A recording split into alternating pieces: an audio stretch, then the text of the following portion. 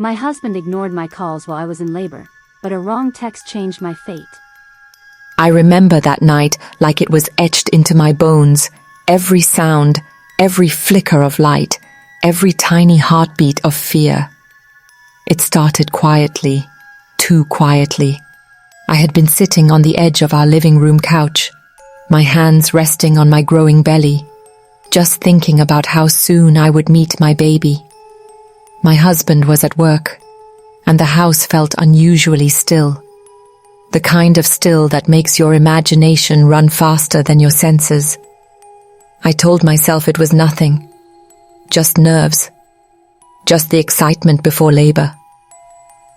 But deep down, something whispered that this night would be different, and I should pay attention. The first contraction hit like a punch I didn't see coming. Sharp, searing, and it stole my breath in a way I wasn't prepared for. I gasped, clutching the couch, my nails digging into the fabric. At first, I thought it was just another false alarm. My body had teased me like this before, but this felt different. The pain came again, closer together, stronger, and I realized that there was no ignoring it. My heart started to race. I tried to steady my breathing, reminding myself to stay calm, but it was impossible. Each wave of pain felt like it would break me completely. I reached for my phone to call my husband, my hands trembling. The first ring went unanswered. My chest tightened. I tried again, my voice shaking as I whispered his name into the line. Nothing. My heart sank, panic rising in a tide I couldn't control. I sent a text, pleading for him to come home, hoping he'd see it immediately. But my fingers fumbled, my vision blurred, and somehow, I sent the message to the wrong contact. Someone I barely knew, a stranger, who had no idea what was happening to me. And the moment I hit send, a cold wave of dread washed over me. I had no idea what would happen next. The contractions came faster, fiercer, each one leaving me breathless and shaking. I moved from the cote, arched to the floor, gripping the edge of the coffee table, trying to stay upright.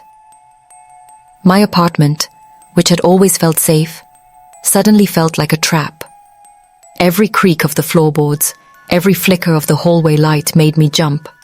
I screamed softly into the darkness, hoping someone, anyone would hear me.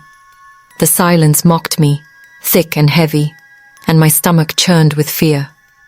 I wasn't just in pain. I was utterly, terrifyingly alone. I tried to breathe, tried to focus, tried to convince myself that help would come. But the minutes stretched endlessly. My phone vibrated. A message. My chest leapt, a spark of hope. But when I read it, my heart sank again. It was from the wrong person. The stranger who now held my message in their hands. Someone who had no idea how to help me. I felt my knees buckle beneath me, tears stinging my eyes.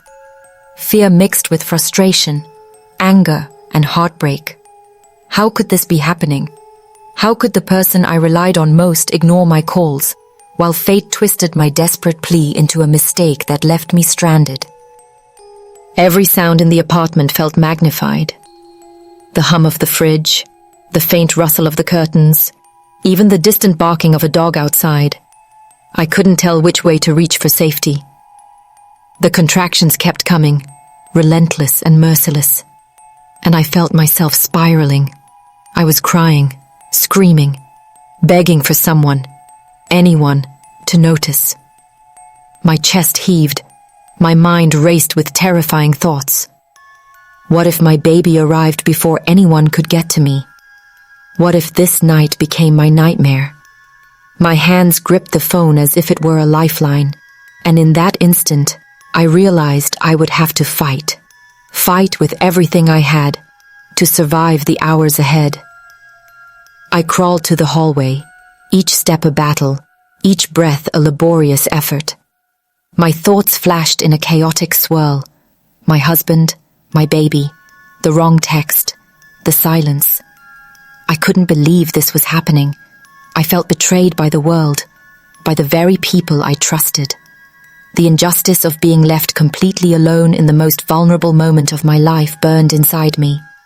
I pressed my forehead to the wall, tears soaking my cheeks, and whispered to myself that I had to survive, that I had no choice. Hours seemed to pass in minutes. Every contraction, every pang of fear, every rush of adrenaline kept me on the edge. I tried to focus on something, anything to stay grounded. I thought about my baby, the tiny life depending on me, and that thought, fragile as it was, became a weapon. I would not let this night destroy us. I would survive. Somehow. And then, just as the night seemed endless, I heard it. A faint sound at the door. A shadow? A voice? My heart pounded so loud I thought it would burst. Could it be real help finally arriving? Or another cruel twist of fate? I reached out, trembling, unable to speak, unable to believe. That moment, that single flicker of hope in the darkness, was everything. I didn't know what would happen next, but for the first time since the contractions began, I felt the smallest, tiniest spark that maybe, just maybe, I wasn't entirely alone. I froze in place, my trembling hand hovering over the doorknob. The shadow outside shifted slightly, and I heard the softest whisper of movement. My heart pounded so fiercely I was sure it could be heard across the neighborhood. Could this be help at last? Or had my exhausted mind created a cruel illusion in the dark? My body ached, every muscle screaming, yet I forced myself to crawl closer, clinging to the walls like they were the only things keeping me upright. The sound grew clearer. Footsteps. Someone calling my name, though it was faint, almost uncertain. My vision blurred with tears, but I couldn't stop myself from reaching toward the door. I whispered, almost inaudibly, "I'm here. Please." My voice cracked, my throat raw from screaming, from fear, from hours of struggle. The seconds dragged into eternities, and my mind raced with questions I didn't dare fully say out loud. Would help arrive in time? Could I make it through this night? Could I survive the unimaginable? The doorknob finally turned, slowly, deliberately. A figure stepped inside, and the first warm light of recognition hit me. The stranger. The one who had received my mistaken text. I wanted to scream at them for not being the person I had called for, to blame them for this twisted situation. But there was no energy left for anger, only desperation. They approached cautiously, their hands outstretched, trying to calm me, trying to understand. I wanted to scream, to cry, to beg, but words failed me. They guided me toward the couch, their presence strangely grounding despite the chaos of my body and mind. Each contraction came in waves, each one more punishing than the last, and I clutched their arms as though my life depended on it, which in a way it did. My body felt like it belonged to someone else, like it was a fragile vessel being tested in ways I never imagined. I gasped for air, shivering uncontrollably, and they kept murmuring words of reassurance. I barely registered them, but their presence, their willingness to help a stranger, kept me tethered to hope. Minutes blurred into an eternity. Every second was a battle between fear and determination. The wrong text, the ignored calls, the silence of my husband's absence. It all surged through me at once. Anger, betrayal, grief, and fear collided inside me like a storm. I wanted to cry out at the injustice of it, at the cruel way the world had left me alone when I needed it most.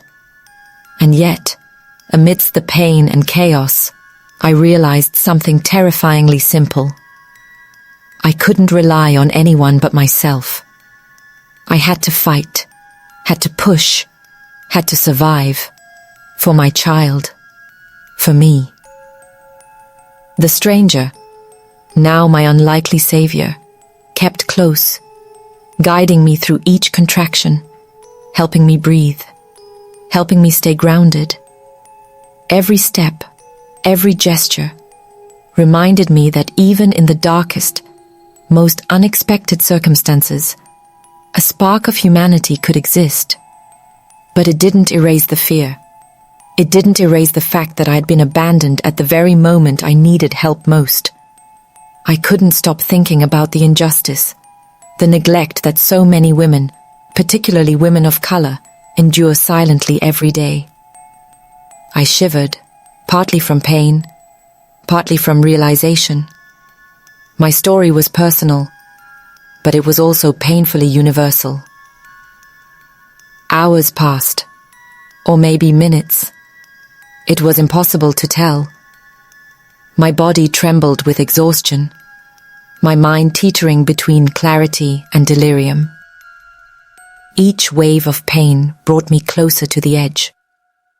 Each pang reminded me that this night could be my last if I didn't survive. Yet, even in the chaos, even in the relentless storm of fear and agony, I felt a strange determination rising inside me. This night would not defeat me. I would meet my child. I would survive. And then, as if the universe had decided to test me one final time, the contractions intensified beyond anything I had endured. I was screaming, gasping, crying, my vision swimming with tears and sweat. Every inch of my body ached, every nerve on fire. The stranger's hands were on me, guiding, supporting, and yet I was the one doing the impossible, pushing, fighting, living. The world outside might have abandoned me, but in this living room, in the small space between fear and hope, I found the rawest, most primal strength within myself. Time stopped and stretched. I was floating between pain and survival, between despair and determination. The shadow of fear loomed over me, whispering that I might not make it. But I refused to surrender. Each scream, each gasp, each shivering breath was a defiance against the night, against neglect, against the cruel twists of fate that had brought me here. I felt the undeniable, sharp realization that life was precious and fragile, and that nothing, not even betrayal or neglect, could take it from me if I refused to let it. And then, after what felt like an eternity, there was a shift. A sudden, overwhelming wave of relief as my body gave a final, primal push. Pain and exhaustion collided with indescribable joy and terror. I felt my child, tiny, fragile, alive, placed into my arms. I collapsed against the couch, sobbing uncontrollably, cradling the warm, wriggling life against me. Tears, sweat, and trembling hands, all the fear and pain and betrayal, melted into a single moment of miraculous survival. I had made it. Somehow, against every odds, I had survived the night. Yet even as I held my child close, the weight of what had happened pressed down on me. The fear, the neglect, the injustice, my husband's absence, the wrong text, the silence that almost killed us, would never fully leave me. I knew that night had changed me forever, that I could never look at the world the same way. And I also knew something else, something terrifyingly clear. This story wasn't just mine. It belonged to countless others who endured neglect, who were left alone in moments they needed help most, whose cries were ignored by a world that should have protected them. I held my baby close, rocking her gently, trying to catch my breath, but my body refused to obey me. Every muscle ached, every nerve screamed, yet my mind was spinning faster than I could process. The living room, once familiar and comforting, felt alien now, filled with shadows, echoes, and the lingering terror of the night. I couldn't stop thinking about how close I had come to disaster, how easily everything could have been taken from me in those hours of isolation. Even in relief, fear clung to me like a second skin. My husband hadn't answered my calls. He hadn't been there when I needed him most. The betrayal cut deeper than any contraction, deeper than the exhaustion that made my legs tremble with every movement. I couldn't understand how someone I trusted so completely could leave me alone in the most vulnerable moment of my life. And the wrong text.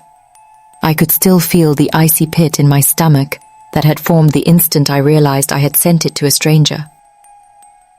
But the stranger who had shown up, my unexpected lifeline, was there, quietly supporting me, handing me water, checking my pulse, guiding me through the final stages of shock and exhaustion. Their calm presence was a stark contrast to the chaos I had endured, a reminder that even in the cruelest circumstances, kindness could appear in the most unlikely forms. I wanted to thank them, to cry out for every moment they had saved me, yet words failed. My voice was weak, hoarse, and trembling, but my eyes spoke everything I couldn't say. As the adrenaline faded, reality set in. The room was quiet except for my baby's soft cries, the hum of the heater, and the faint sounds of the early morning outside. I realized that the danger had passed, but the impact of the night would never leave me. I had survived, yes, but the experience had carved itself into my bond, is my heart and my mind. The fear, the helplessness, the sense of abandonment. It would follow me in moments of calm, whispering warnings I couldn't ignore. I tried to focus on my daughter, on the small, perfect life I had brought into the world. She was beautiful, fragile, and utterly dependent on me. Holding her, I felt both immense love and a fierce, protective anger. I couldn't stop thinking about the countless women like me, women left alone in hospitals, at home, or in public spaces, their cries unanswered, their pain dismissed. I had been lucky to have someone intervene, even by accident, but luck shouldn't have to be the difference between life and death. As I sat there, exhausted and trembling, I thought about what this night meant. It wasn't just about my labor, or my pain, or the panic that had gripped me.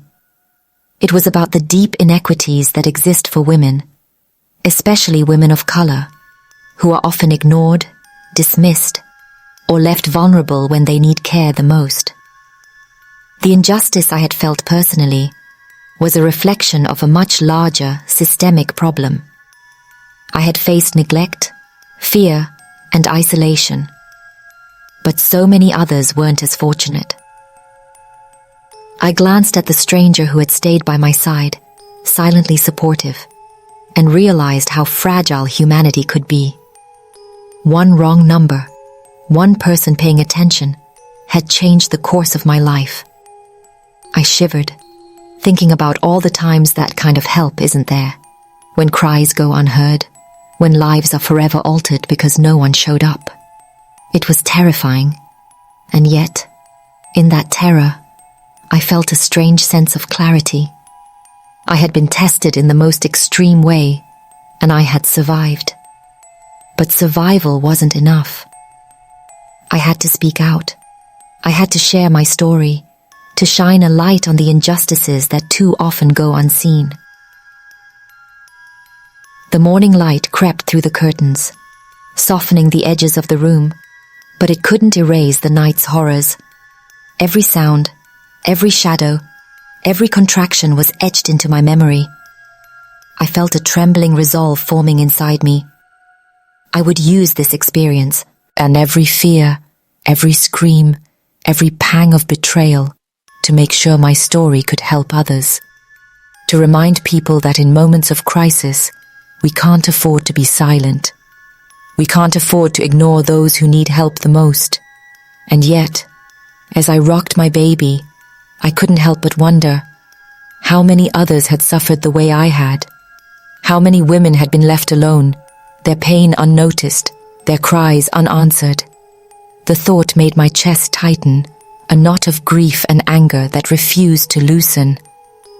I had survived, but my heart ached for those who hadn't. And that ache would stay with me, a constant reminder that the world still has so much work to do. I finally allowed myself a moment to breathe, to rest, to feel the small, quiet victory of making it through the night. But even in that fragile peace, I knew one thing. The night had changed me forever. It had revealed the depths of fear, the power of human resilience, and the harsh truth of neglect and injustice that exists all around us. I had faced the darkest parts of life and survived, but I couldn't forget the lessons it had carved into me. The world might have abandoned me for hours, might have ignored my cries, but I had found strength I never knew I possessed. I had faced the impossible, and though my body shook and my heart raced, I had endured. And now, holding my daughter close, I understood something terrifying and beautiful at once.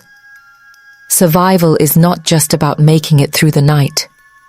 Survival is about using what you've endured to shine a light on the darkness others still face. The hours after the night's chaos blurred together, but the intensity never truly faded. I was still trembling, still exhausted, still in disbelief at everything that had happened. I held my daughter close, feeling the weight of her tiny body against my chest, and tried to steady my racing heart. But each heartbeat reminded me of how close we had come to disaster, how fragile life could be when those you trust most aren't there. My husband finally arrived, but the sight of him didn't bring relief, only a mixture of confusion, hurt, and anger. How could he have ignored me? How could he have left me to face the worst night of my life alone? I wanted to scream at him, to demand answers, but my body was spent. Every movement hurt, every breath was a struggle, yet the emotions inside me refused to be quiet.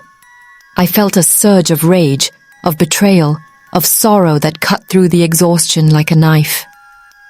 The injustice of being abandoned, of being left utterly alone in the most vulnerable moment, clung to me. I looked down at my daughter and felt both fierce protection and helplessness. She depended on me entirely, and I had faced a night that could have taken her from me. The stranger who had saved us, my accidental lifeline, remained quietly in the background, observing, ensuring we were safe. I couldn't stop thinking about how bizarrely fate had intervened. One wrong text, one unforeseen action, had brought someone into our lives at the precise moment we needed them most.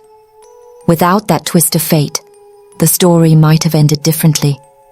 The thought sent shivers down my spine, a mix of gratitude and horror.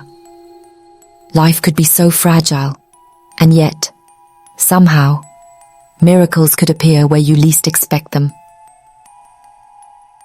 As the day progressed, I began to process the night more fully.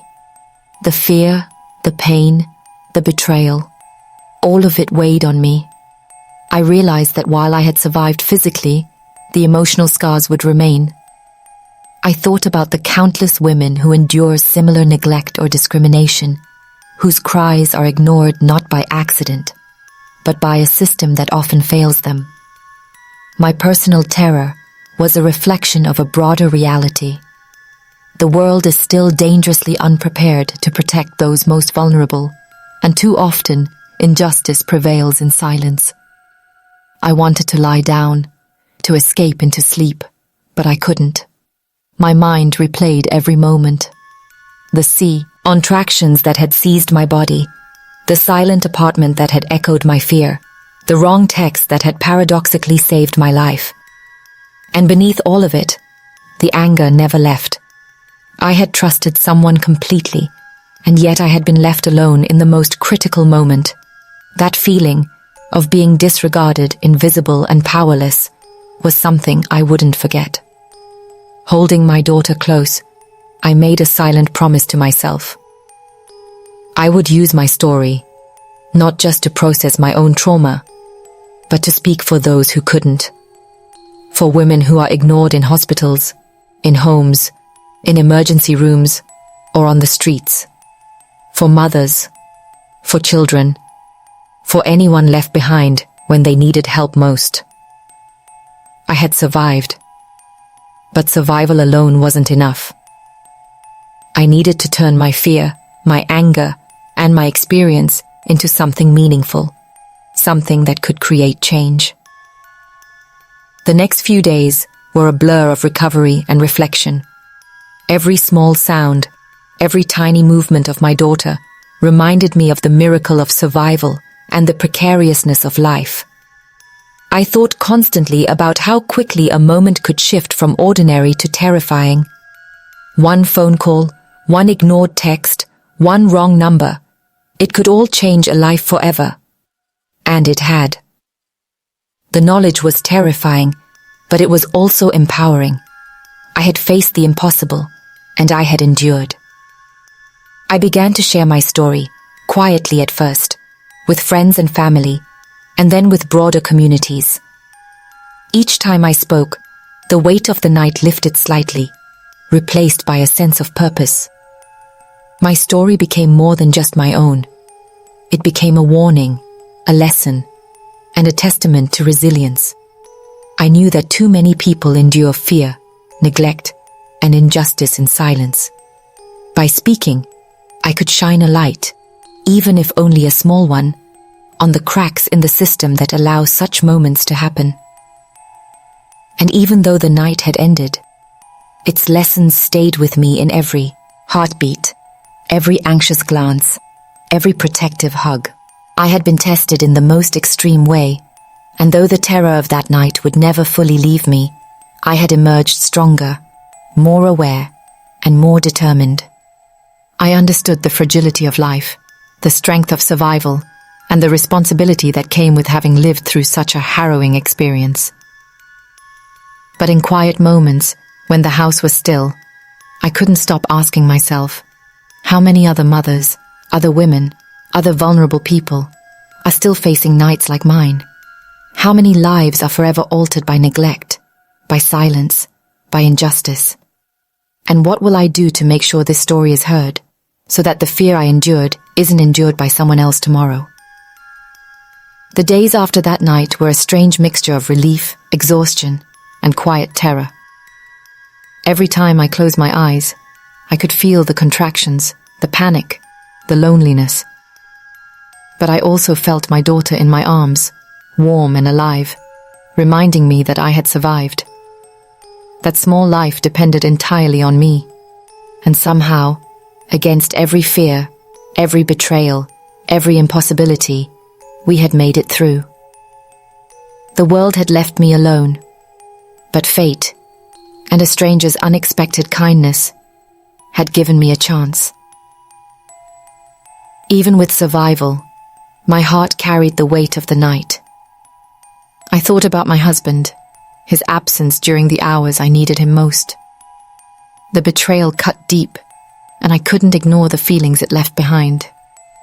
But more than that, I couldn't ignore the bigger picture. That night had been personal, terrifying, and life-changing. But it was also a reflection of the countless women who are ignored, dismissed, or left vulnerable every day. Women of color, especially, face this reality silently and too often. My story could have ended in tragedy. Their stories often do. Holding my daughter, I realized the night had changed me in ways I couldn't have imagined. I had faced my deepest fears, the sharpest pain, and the most crushing sense of helplessness. And I had survived.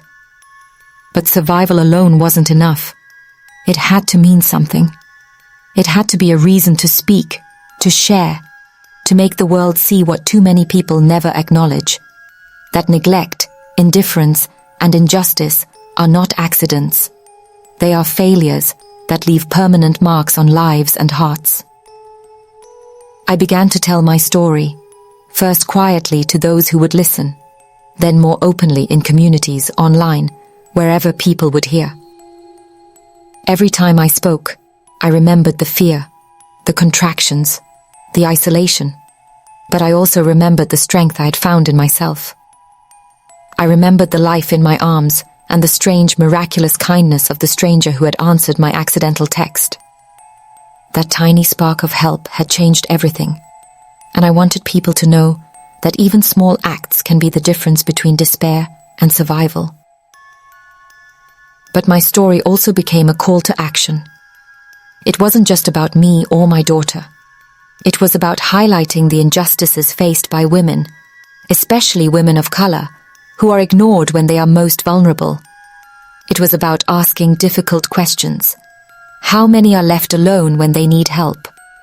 How many lives could have been saved if someone had simply answered a call or responded to a plea? And what will we do as a society to ensure that no one faces the fear I endured alone? Some nights, when I lie awake, I still feel the fear.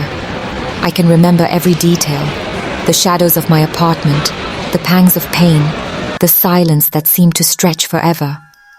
But I also remember my daughter's tiny, perfect face, the warmth of her body against mine, and the unshakable realization that I had survived. And surviving wasn't the end. It was the beginning of a purpose, a mission to speak for those who couldn't, to share the truth of neglect, and to remind people that lives can hinge on attention, care, and timely action. I will never forget that night. Never forget the terror, the loneliness, and the betrayal. But I also will never forget the strength I found in myself, the spark of kindness that reached me, and the life that now lies in my arms. I survived. My daughter survived. And now, we carry forward a story that matters, not just to us, but to everyone who has ever been left alone in fear, pain, or injustice. The night changed me, but it also gave me clarity. Life is fragile, help is precious, and every voice, every act of care, every attention matters. So I ask you, the next time someone reaches out, the next time a cry is heard, the next time a life hangs in the balance, what will you do? Will you answer? Will you see? Will you care? Because sometimes, the smallest act of attention is the difference between despair and survival, between silence and a story that lives on. And as I hold my daughter close, I whisper to her, to myself, and to the world, we survived. But let this story be a reminder. There are too many who do not. How many more must endure alone before the world finally listens?